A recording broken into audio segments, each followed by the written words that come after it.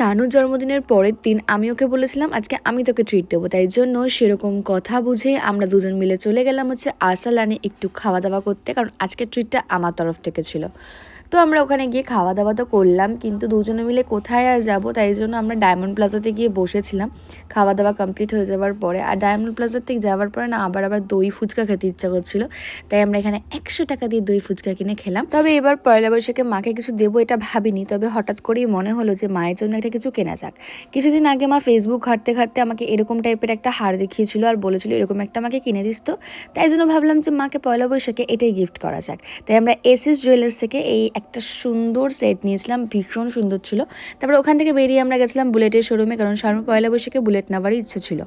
তো নিতে পেরেছে, কি নিয়েছে না নিয়েছে সেগুলো তো পরের ব্লগে তোমরা দেখতেই পারবে।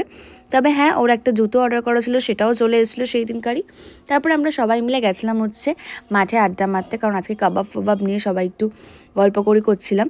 কিন্তু এর মাঝখানে হঠাৎ করে ঠিক হলো আমরা কালকে একটা শ্যুট করব।